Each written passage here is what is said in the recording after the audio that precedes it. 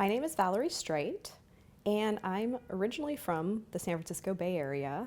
I've lived in New York, though, for the last 12 years or so, and I hold degrees in media ecology. It's my master's degree from New York University, as well as a Bachelor of Arts in theater and communication from the University of California, San Diego.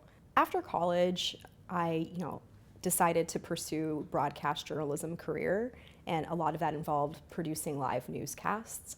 And so I really was working kind of behind the scenes to get the newscast and the content live.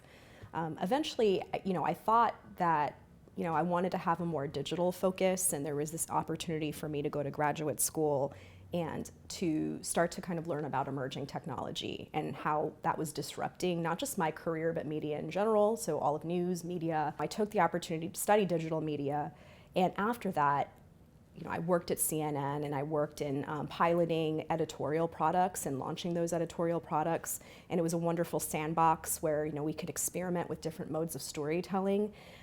At the time, YouTube was like, this emerging platform as well as other social media sites, and it was this wonderful way to test, and there wasn't any kind of proven method or right way to tell a story. So there was a lot of experimentalism that was happening at the time, and a great time to be a storyteller on these emerging platforms. And eventually I decided, hey, I'm doing this at CNN.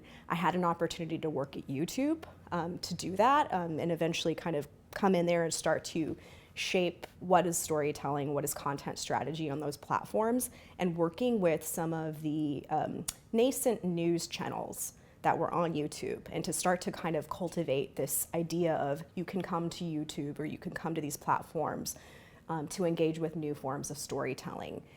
I sought out AAUW, mainly because I thought, what kind of resources are there for women like me who had, we're not necessarily looking to go to school, but we had already worked in our industry, but thinking about how can we pivot and what does the future look like, and what kinds of resources are there for transitional points in a person's career.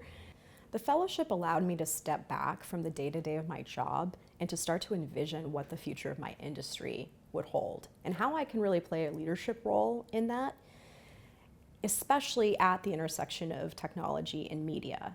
At the time, media was being disrupted by technology, and there was so much promise, though, however, in all of those disruptions, and where I can actually play a role in thinking about what new forms of storytelling would thrive on technology platforms and how the industry would actually adapt to these disruptions and these changes. At Google, I'm the news partner operations lead, and I lead a team of managers who actually support a variety of our news editorial products. So everything from Google News, there's a Google News app. There's also some news features in search, such as top stories. Anytime you might want to, what if you wanted to know about climate change or anything happening with the environment? Some of those fresh queries that surface, our team supports. As well as audio news. So if you're at home and you're using your Google Home or any other device and you want to know what the news of the day is, our team, we're like the little ninjas that wear a lot of different hats. We're really trying to make it super effective and super efficient for partners and publishers to get their content across all of those different surfaces, all of those different devices. And there's a lot of ways that, lots of technology that publishers need, quite a lot of technology that they need to understand in order to get their content to us. And we really try to reduce the technology burden so that our team is almost at the front lines. We're trying to scale and operationalize all of these products and get really great quality content to users and to deliver that content to users at the right time.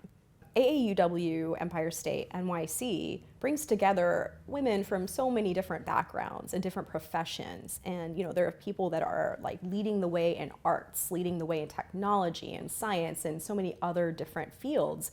And I think that's what's so empowering about that type of group, is that you get to learn and grow from those other women and to understand what are those intersections between the different fields, but also to kind of step outside of your own field and your own silo. And I really just love the idea of that continual learning and also lifting up women from different professions. What if, for example, someone wanted to go into technology? How would they do that?